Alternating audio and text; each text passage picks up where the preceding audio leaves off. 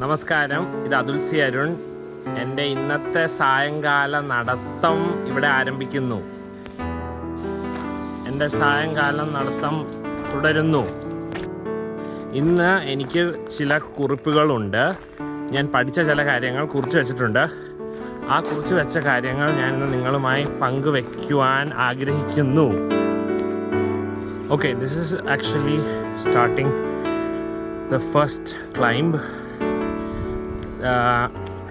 from our house. This is the two buses that I talked about, the landmarks to our house. ഞാൻ എന്തിനാ ഇംഗ്ലീഷിൽ സംസാരിക്കുന്നത്? മലയാളത്തിൽ പറയട്ടെ. ഇതെൻ്റെ വീട്ടിൽ നിന്ന് ഇറങ്ങുമ്പോൾ ഉള്ള ആദ്യത്തെ കയറ്റമാണ്. ഈ കയറ്റത്തിലാണ് ഈ രണ്ട് ബസ് പാർക്ക് ചെയ്തിരിക്കുന്നത്. ഈ രണ്ട് ബസ്സാണ് ഞങ്ങളുടെ വീട്ടിലേക്കുള്ള അടയാളം. അപ്പോൾ ഇന്ന് എനിക്ക് ഏറ്റവും ആദ്യമായിട്ട് പറയാനുള്ള കാര്യം, ഇന്ന് നാഷണൽ മാത്തമാറ്റിക്സ് ഡേ ആണ്. ഇന്ത്യ സെലിബ്രേറ്റ് ചെയ്യുന്നത്, ഇന്ത്യ ആഘോഷിക്കുന്നതായിട്ടുള്ള നാഷണൽ മാത്തമാറ്റിക്സ് ഡേ ആണെന്ന്. അതാണ് എനിക്കിന്ന് പറയാനുള്ളത്. കാരണം ഇന്ത്യയിൽ ജനിച്ച രാമാനുജൻ എന്നു പേരുള്ള ഒരു പ്രസിദ്ധനായ കണക്ക് ശാസ്ത്രജ്ഞൻ്റെ പിറന്നാളാണെന്ന്. അതുകൊണ്ട് ഇന്ന് നാഷണൽ മാത്തമാറ്റിക്സ് ഡേ ആണ്. അതാണ് എനിക്ക് ആദ്യമായിട്ട് പറയാനുള്ളത്. കട്ട്. ഇതാണ് മില്ലുംപടി ജംഗ്ഷൻ. നല്ല തിരക്കേറിയ ജംഗ്ഷനാണ്. ഇവിടെ നിന്ന് കിഴക്കോട്ടാണ് ഞാൻ സഞ്ചരിക്കുന്നത്. കിഴക്കോട്ട് എന്ന് വെച്ചാൽ ഈസ്റ്റാണ്. അപ്പോൾ കിഴക്കോട്ട് ഞാൻ സഞ്ചരിക്കുന്നു. ഇവിടെയാണ് സൂര്യൻ ഉദിക്കുന്നത്. ആ കാണുന്ന ഫ്ലാറ്റാണ് DD മിസ്റ്റി ഹിൽ ഫ്ലാറ്റ്. ഞങ്ങളുടെ ഇവിടുത്തെ ഏറ്റവും വലിയൊരു അടയാളമാണ്. ഓക്കെ, ഇന്ന് നാഷണൽ മാത്തമാറ്റിക്സ് ഡേ ആണെങ്കിലും വേറെയും മാത്തമാറ്റിക്സ്, കണക്കിനെ സംബന്ധിച്ച് ദിനങ്ങളുണ്ട്. വേൾഡ് മാത്തമാറ്റിക്സ് ഡേ ഉണ്ട്, പിന്നെ വേൾഡ് പൈ ഡേ ഉണ്ട്. അങ്ങനെ March 25 വേൾഡ് മാത്തമാറ്റിക്സ് ഡേ ഉണ്ട്. പിന്നെ മാർച്ച് 14 പൈ ഡേ ഉണ്ട്. ഇതെല്ലാം കണക്കായിട്ട് ബന്ധപ്പെട്ടുള്ള ദിനങ്ങളാണ്. കണക്കിനെ ആഘോഷിക്കുന്ന ദിനങ്ങളാണ്. പൈ എന്ന് വെച്ചാൽ 3.14 എന്ന് പറയുന്ന ഒരു നമ്പറാണ്. അപ്പോൾ അതുകൊണ്ട് 3rd മാസം 3-ാം മാസം 14-ാം തീയതി എന്നുള്ള കണക്കിന് March 14-ാം തീയതി പൈ ഡേ ഉണ്ട്. അതും ഞാൻ പഠിച്ചു. കട്ട്. അടുത്ത വിഷയത്തിലേക്ക് കടന്നോട്ടെ. എനിക്ക് ഗിറ്റാർ വായിക്കാൻ അറിയാം. ചില കാര്യങ്ങളൊക്കെ എനിക്കറിയാം. ചില ഇൻസ്ട്രുമെൻറ്റ്സ്, ചില ഉപകരണങ്ങൾ വായിക്കാൻ അറിയാം. എനിക്ക് അറിഞ്ഞുകൊണ്ടിരിക്കുന്ന സമയത്ത് എനിക്ക് എല്ലാം അറിയാം എന്നുള്ളൊരു തോന്നൽ എനിക്ക് വരാറുണ്ട്. അപ്പോൾ ഈയിടെ എനിക്ക് ഗിറ്റാറിനെ കുറിച്ച് എനിക്ക് എല്ലാം അറിയാമെന്നൊരു തോന്നൽ എനിക്കുണ്ടായിരുന്നു. അപ്പോൾ ഈയിടെ ആ തോന്നലിനെ തകിടം മറിക്കുന്ന ഒരു സംഭവം സംഭവിച്ചു. എൻ്റെ ഒരു ഫ്രണ്ട്, ഒരു സാറ് ഒരു ചോദ്യം ചോദിച്ചു. ആ ചോദ്യത്തിന് ഞാൻ ഉത്തരം നൽകിയപ്പോൾ പൊട്ടത്തെറ്റായിരുന്നു. അപ്പോൾ അതിൽ നിന്ന് ഞാൻ മനസ്സിലാക്കി എനിക്ക് എല്ലാം ഒന്നും അറിയില്ല എന്ന് മനസ്സിലായി. എനിക്ക് വീണ്ടും ബോധ്യം വന്നു, എനിക്ക് എല്ലാം ഒന്നും അറിയില്ല. അപ്പോൾ അതിൽ നിന്ന് ഞാൻ പഠിച്ച ഒരു കാര്യം എന്താണെന്ന് വെച്ചാൽ, ഈ ഗിറ്റാർ എന്ന് വെച്ചാൽ ഇലക്ട്രിക് ഗിറ്റാറുണ്ട്, അക്കോസ്റ്റിക് ഗിറ്റാറുണ്ട്, ഇലക്ട്രിക് അല്ലാത്ത ഗിറ്റാറുണ്ട്. അപ്പോൾ ഞാൻ വിചാരിച്ചു എല്ലാ ഇലക്ട്രിക് ഗിറ്റാറുകളും ഒരേതാണ്, ഇലക്ട്രിക് ഗിറ്റാറിലൊന്നും വ്യത്യാസമുള്ളതൊന്നുമില്ല എന്ന് ഞാൻ വിചാരിച്ചിരിക്കുമായിരുന്നു. പക്ഷേ ആ സാറിൻ്റെ ആ ഫ്രണ്ടിൻ്റെ ചോദ്യത്തിൽ നിന്ന് ഞാൻ പഠിച്ചു, ഇലക്ട്രിക് ഗിറ്റാറുകൾ പലതരത്തിലുള്ളതുണ്ടെന്ന് ഞാൻ പഠിച്ചു. അതിൽ പ്രത്യേകതരമായി ഞാൻ പഠിച്ചത് ടെലികാസ്റ്റർ ആൻഡ് സ്ട്രാറ്റോകാസ്റ്റർ. ടെലികാസ്റ്റർ ആൻഡ് സ്ട്രാറ്റോകാസ്റ്റർ എന്ന് പറയുന്ന രണ്ട് തരം ഗിറ്റാറിനെ കുറിച്ച് എനിക്ക് പഠിക്കാൻ സാധിച്ചു. ഈ രണ്ട് തരം ഗിറ്റാർ പോലെ തന്നെ വേറെയും കുറേ തരം ഗിറ്റാറുകളുണ്ട്, ഇലക്ട്രിക് ഗിറ്റാറുകളുണ്ടെന്ന് മനസ്സിലായി. എല്ലാ ഇലക്ട്രിക് ഗിറ്റാറുകളും ഒരേതല്ല, അവരിൽ തന്നെ വ്യത്യാസമുള്ളതുണ്ടെന്ന് എനിക്ക് മനസ്സിലായി. എനിക്ക് അറിയില്ലായിരുന്നു, പിന്നെ എനിക്ക് ഇപ്പോൾ മനസ്സിലായി. മാത്രമല്ല, ഈ ഓരോ തരം ഇലക്ട്രിക് ഗിറ്റാറുകൾക്കും ഓരോ സൗണ്ടാണ്, ഓരോ തരം ശബ്ദമാണെന്നും ഞാൻ പഠിച്ചു. ആ ശബ്ദങ്ങളെല്ലാം ഇനി ഞാൻ കേട്ട് മനസ്സിലാക്കേണ്ടിയിരിക്കുന്നു ഇനിയുള്ള ദിവസങ്ങളിൽ. അപ്പോൾ അതെന്നെ എനിക്കൊരു വലിയ ഐ ഓപ്പണറിൻ്റെ മലയാളത്തിൽ എന്താ പറഞ്ഞതെന്ന് അറിയില്ല. എൻ്റെ കണ്ണ് തുറക്കുന്ന ഒരു സംഭവമായിരുന്നു. അപ്പോൾ ഇതടുത്ത രണ്ടാമത്തെ കയറ്റമാണിത്. ഈ കയറ്റം ഞാൻ കയറി തുടങ്ങുന്നു. ഇവിടെ എന്തോ ടാർ ചെയ്ത പോലെ തോന്നുന്നു. ഞാൻ ഒട്ടും പ്രതീക്ഷിച്ചില്ല ഇവിടെ ടാർ ചെയ്യുമെന്ന് ഇപ്പോഴേ. Okay, cut. അടുത്ത വിഷയം, എനിക്ക് ഒരു ഒരു വിദ്യാർത്ഥിയുണ്ട്. ആ കുട്ടിയുടെ പേര് രുദ്ര എന്നാണ്. അപ്പോൾ രുദ്ര എന്നുള്ള വാക്കിൻ്റെ അർത്ഥം എന്താണെന്ന് എനിക്ക് ജിജ്ഞാസ വന്നു. അത് ഞാൻ ഗൂഗിളിൽ തിരഞ്ഞു. അങ്ങനെ ഞാൻ അതിനെപ്പറ്റി പഠിക്കാനിടയായി. അത് പഠിക്കുന്നതിനിടയിൽ വേറെ കുറേ കാര്യങ്ങൾ എനിക്ക് പഠിക്കാൻ സാധിച്ചു. ആ പഠിച്ച കാര്യങ്ങളെല്ലാം ഞാൻ പങ്കുവയ്ക്കാൻ ശ്രമിക്കുന്നു. സോ രുദ്ര എന്ന് പറഞ്ഞാൽ വേദിക്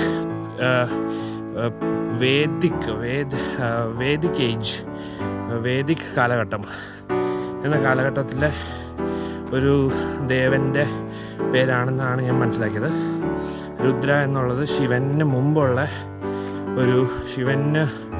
മുമ്പ് വരുന്നതായിട്ടുള്ള ഒരു ദേവൻ്റെ പേരാണെന്ന് എനിക്ക് മനസ്സിലാക്കാൻ സാധിച്ചു. അങ്ങനെ പഠിച്ച് വന്നപ്പോൾ ഞാൻ മനസ്സിലാക്കി മതങ്ങളെപ്പറ്റി എനിക്ക് ജിജ്ഞാസ വന്നു.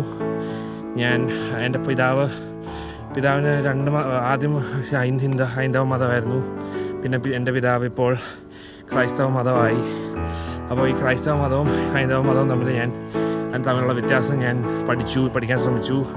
അപ്പോൾ അതിൽ നിന്ന് ഞാൻ മനസ്സിലാക്കിയത് ഹൈന്ദവ മതത്തിലുള്ള കഥകൾ വളരെ കഥകളാണെന്ന് മാത്രം പറയാൻ പറ്റില്ല, യാഥാർത്ഥ്യങ്ങളായിട്ടും നമുക്ക് അതിനെ കാണാം. പക്ഷേ അതിന് പഴക്കം വളരെ കൂടിയതാണ്. പക്ഷെ ക്രൈസ്തവ മതത്തിലുള്ള കഥകൾ യാഥാർത്ഥ്യങ്ങളായിട്ട് കാണാം. ആ യാഥാർത്ഥ്യങ്ങൾ ഇച്ചിരിയും കൂടെ ശകലം കൂടെ പുതിയതായിട്ടുള്ളൊരു യാഥാർത്ഥ്യങ്ങളാണ്. അതുകൊണ്ട് ചരിത്രപരമായിട്ടും കാണാറുണ്ട്. അങ്ങനെ രണ്ട് വ്യത്യാസങ്ങൾ മനസ്സിലാക്കി. ഹൈന്ദവ മതമാണ് കൂടുതൽ പഴക്കമേറിയതെന്ന് മനസ്സിലായി. പിന്നെ ഞാൻ പഠിച്ചപ്പോൾ മനസ്സിലായി എനിക്ക് എന്തിനാണ് ഈ കഥകളെല്ലാം ഓരോ മതങ്ങളിലും കഥകൾ എന്തിനാണെന്ന് എനിക്ക് മനസ്സിലായി. ഞാൻ മനസ്സിലാക്കിയത് എന്താണെന്ന് വെച്ചാൽ നമ്മൾ പഠിക്കേണ്ട തത്വങ്ങൾ മനസ്സിൽ ഉറച്ചിരിക്കണമെങ്കിൽ അത് കഥകളുടെ രൂപേണ മനസ്സിലാക്കിയാലാണ് ശകലം കൂടെ നന്നായിട്ട് മനസ്സിൽ ഒട്ടിയിരിക്കാൻ സാധ്യതയുള്ളത് എന്നതുകൊണ്ടാണ് കഥകളുടെ രൂപത്തിൽ ഈ മതവിദഗ്ധർ ഈ ജീവിതത്തിന് വേണ്ട തത്വങ്ങൾ നമുക്ക് പറഞ്ഞു തന്നത് എന്നാണ് ഞാൻ മനസ്സിലാക്കിയത്. അതുകൊണ്ട് കഥകൾ യാഥാർത്ഥ്യമാണോ അതോ കഥകളാണോ എന്നുള്ള ചോദ്യത്തിന് പ്രാസക്തിയില്ല. അതെന്തും ആകട്ടെ, ഏറ്റവും കൂടുതൽ പ്രാധാന്യമുള്ളത് നമ്മൾ മനസ്സിലാക്കേണ്ടത് ആ കഥകളിലൂടെ നമുക്ക് ലഭിക്കുന്ന തത്വങ്ങളാണ് എന്നാണ് ഞാൻ മനസ്സിലാക്കിയത്. ഓക്കെ, ഇവിടെ ഇപ്പോഴും ടാറിങ് നടക്കുന്ന ആ മെഷീനുണ്ട്. എൻ്റെ സൗണ്ട് എനിക്ക് കേൾക്കാം. ഇപ്പോഴും ടാറിങ് വർക്ക് നടക്കുന്നുണ്ട്. ഞാൻ പഠിച്ച കാര്യം അത് ഞാൻ പങ്കുവയ്ക്കുന്നു. Okay, cut. വീണ്ടും കണക്കിലോട്ട് ഞാൻ തിരിച്ചു വരികയാണ്. എൻ്റെ അടുത്ത വിഷയം ഈ പൈ എന്ന് പറയുന്ന നമ്പർ, അതിനെപ്പറ്റി എനിക്ക് സംസാരിക്കാൻ താല്പര്യമുണ്ട്. പൈ എന്ന് പറയുന്ന നമ്പർ എന്താണെന്ന് എനിക്ക് ചെറിയൊരു ഐഡിയ ഉണ്ട്. 3.14 അത്രയാണ് എനിക്കറിയാവുന്നത്. പക്ഷേ 3 ദശാംശം കഴിഞ്ഞിട്ട് 1.4 അവസാനിക്കുന്നില്ല. തീരാത്ത വണ്ണം സംഖ്യകൾ ഇനിയും വലതുവശത്തോട്ട് പോകുന്നുണ്ട്. എനിക്ക് ചെറിയൊരു ഐഡിയ ഉള്ളത്, ചെറിയൊരു ആശയം അറിയാവുന്നത് 3.14 ശേഷം ഒരു 1.5 ഉണ്ടെന്നറിയാം.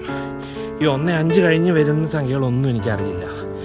ചിലർക്ക് അതറിയാം, കാണാതെ അറിയാം. പക്ഷേ കാണാതെ പഠിക്കാൻ ഞാൻ ശ്രമിച്ചിട്ടില്ല ഇതുവരെ. ശ്രമിക്കണം.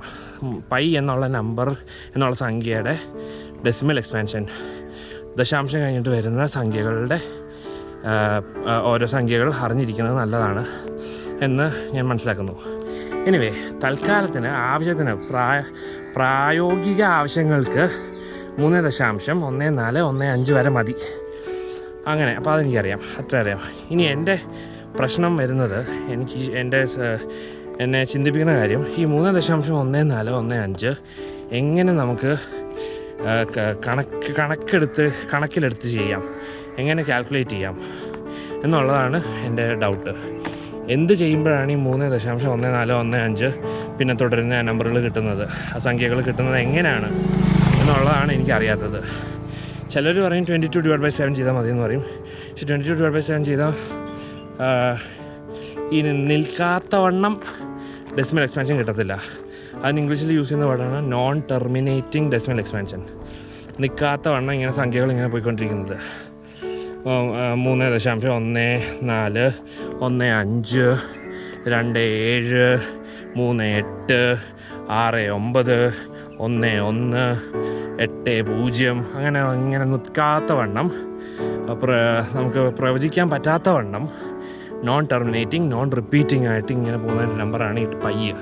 ഈ പയ്യനെ ഒരു ഇറാഷണൽ നമ്പർ എന്നാണ് ഇംഗ്ലീഷിൽ പറയുന്നത്. അപ്പോൾ ഈ പയ്യനെ പറ്റി എനിക്ക് ജിജ്ഞാസയുണ്ട്. എങ്ങനെ ഈ നമ്പർ വന്നു? എവിടെ നിന്ന് ഈ നമ്പർ വന്നു? ആരാണ് ഈ നമ്പർ കണ്ടുപിടിച്ചത്? എങ്ങനെയാണ് ഈ നമ്പറിൻ്റെ ഡെസിമൽ എക്സ്പാൻഷൻ സയൻറ്റിസ്റ്റിന് അറിയാവുന്നത്? അതാണ് എനിക്ക് ഇപ്പോഴും അറിയില്ല. ഒരു വട്ടത്തിൻ്റെ സർക്കംഫറൻസും ഡയമീറ്ററും ഡിവൈഡ് ചെയ്താൽ കിട്ടും എന്നറിയാം.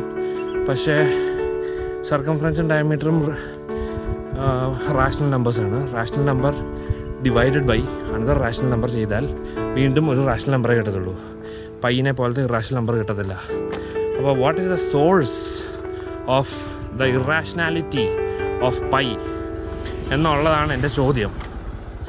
സോ ആ ചോദ്യത്തിന് ഉത്തരം എനിക്ക് കിട്ടട്ടെ എന്ന് ഞാൻ പ്രാർത്ഥിക്കുന്നു. എനിവേ, അടുത്ത ജംഗ്ഷനെത്തി. പാർക്ക് റോഡ് എത്താറായി. ഞാൻ കട്ട് ചെയ്യുന്നു. കട്ട്. ഇന്ന് എനിക്ക് ഇലക്ട്രിക് സ്കൂട്ടർ ഓടിച്ച് കടകളിൽ പോയി സാധനങ്ങൾ വാങ്ങിക്കാനായിട്ടുള്ള അവസരം കിട്ടി. എൻ്റെ അമ്മയുടെ കടയിലേക്ക് ഉള്ള സാധനങ്ങൾ വാങ്ങിക്കാനായിട്ടായിരുന്നു. അപ്പോൾ അത് ഇലക്ട്രിക് സ്കൂട്ടർ ഓടിച്ചുകൊണ്ടിരുന്നപ്പോൾ എൻ്റെ മനസ്സിലൊരു ചോദ്യം വന്നു. ഒരു ഇലക്ട്രിക് സ്കൂട്ടറിനാണോ കൂടുതൽ ശക്തി, അതോ പെട്രോൾ സ്കൂട്ടറിനാണോ കൂടുതൽ ശക്തി എന്നൊരു ചോദ്യം വന്നു. അപ്പോൾ ഒരു ഇലക്ട്രിക് സ്കൂട്ടറും ഒരു പെട്രോൾ സ്കൂട്ടറും ഒരു വടംവലി മത്സരം നടത്തിയാൽ ആര് ജയിക്കും എന്നുള്ളൊരു ചോദ്യം മനസ്സിൽ വന്നു. അങ്ങനത്തെ എന്തെങ്കിലും ഒരു ആശയത്തോട് അനുയോജിക്കുന്ന എന്തെങ്കിലും വീഡിയോസ് യൂട്യൂബിൽ സെർച്ച് ചെയ്ത് കാണണമെന്ന് താല്പര്യമുണ്ട്. ഞാൻ ഇതുവരെ യൂട്യൂബിൽ വീഡിയോസിലൊന്നും അങ്ങനെ കണ്ടിട്ടില്ല. A tug of war between electric scooter and petrol scooter. Hello ഏട്ടാ. അപ്പോൾ അങ്ങനെ ഒരു വീഡിയോ കാണാൻ താല്പര്യമുണ്ട്. അതിനെപ്പറ്റി ഞാൻ ചിന്തിക്കുന്നു. അപ്പോൾ എനിക്കറിയാം, ഞാൻ ഓടിച്ചപ്പോൾ തന്നെ മനസ്സിലായി നമ്മൾ പെട്രോൾ സ്കൂട്ടറേ ജയിക്കത്തുള്ളൂ. ഇലക്ട്രിക് സ്കൂട്ടറിന് പവർ പെട്രോൾ സ്കൂട്ടറിനേക്കാൾ കുറവാണ്. അപ്പോൾ അത് ഞാൻ മനസ്സിലാക്കുന്നു. പക്ഷേ അങ്ങനെ ഒരു വീഡിയോ കാണാൻ താല്പര്യമുണ്ട്. ഞാൻ ഇനി വീട്ടിൽ ചെന്നിട്ട് സെർച്ച് ചെയ്ത് നോക്കണം. Okay, cut. By the way, park road എത്തി. കട്ട്. ഇലക്ട്രിക് സ്കൂട്ടറും പെട്രോൾ സ്കൂട്ടറും തമ്മിൽ മത്സരം വെച്ചാൽ പെട്രോൾ സ്കൂട്ടർ ജയിക്കുള്ളൂ എന്നറിയാം. ഇനി ഇലക്ട്രിക് കാറും പെട്രോൾ കാറും തമ്മിൽ മത്സരം ചെയ്താൽ ആര് ജയിക്കുമെന്ന് എനിക്ക് യാതൊരു വ്യക്തമായ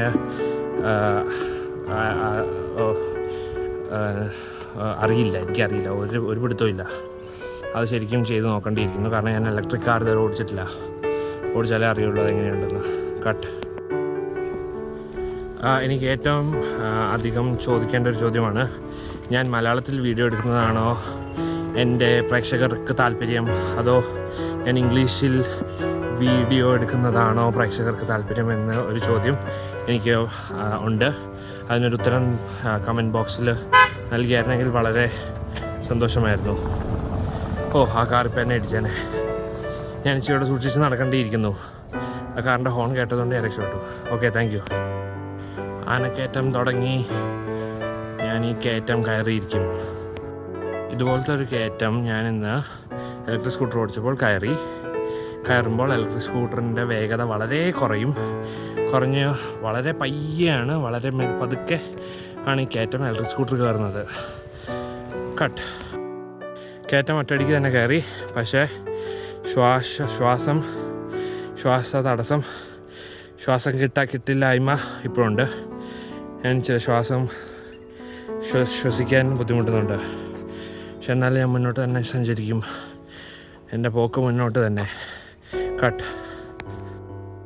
ഇവിടെ ഒരു പൊതു ജല സ്രോതസ് ഞാൻ കാണുന്നുണ്ട്. ഒരു ടാപ്പ് വാട്ടർ കാണുന്നുണ്ട്. ഇത് എപ്പോഴും കാണാൻ പറ്റാത്തതാണ്. Thank you. കട്ട്.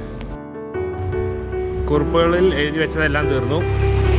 അതുകൊണ്ട് ഇന്നത്തെ ഈ പറയാനുള്ള വിശേഷങ്ങളെല്ലാം തീർന്നിരിക്കുന്നു. ഇനി നമുക്ക് കാപ്പിക്കടയിലേക്ക് പോകാം. 2 കാപ്പി കുടിക്കാം, 2 വീട്ടിൽ പോകാം, എന്നിട്ട് ക്ലാസ്സുകൾ എടുക്കാം. അത്രയേ ഉള്ളൂ ഇന്നത്തെ ഇനി എൻ്റെ പദ്ധതി. സൂര്യനെ കാണാൻ പറ്റുന്നുണ്ട്. എൻ്റെ മുമ്പിൽ തന്നെ സൂര്യനുണ്ട്. അപ്പോൾ അതാണ് പടിഞ്ഞാറ്.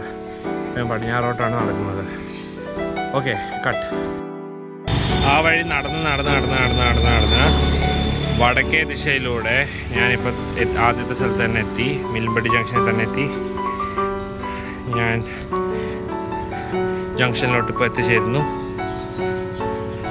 ഇതാണ് ജംഗ്ഷൻ, മിൽമ്പടി ജംഗ്ഷൻ. ഞാൻ ആ വഴിയാണ് പോയത്. ഞാൻ ആ വഴി പോയി ഈ വഴി തിരിച്ചെത്തി. ആ വഴി അതാണ് flat, DD mist hills flat. അങ്ങോട്ട് അതാണ് കിഴക്കേ ദിശ, ഇത് വടക്കേ ദിശ. ഈ വഴി ഞാൻ വന്നു, തിരിച്ച് ജംഗ്ഷനിൽ തന്നെ എത്തി. ഇനി ഞാൻ പ്രഗതി ചായക്കടയിലോട്ട് പോകുന്നു. പ്രഗതി ചായക്കട എത്തുന്നു. പ്രഗതി ചായക്കട. ഞാൻ രാജേഷേട്ടനുണ്ട്. ഞാൻ ചായ കുടിക്കാൻ പോകുന്നു. അല്ല, സോറി, കാപ്പി. Okay, I'm approaching home. I finished having coffee. You know what? After drinking coffee, I feel really good. I feel like really energized and active. Okay, cut.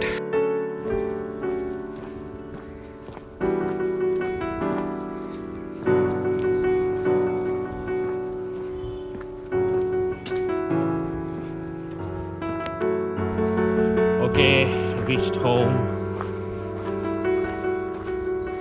So that's all I'm doing for today. I'll see you in the next video. Bye bye. Zook.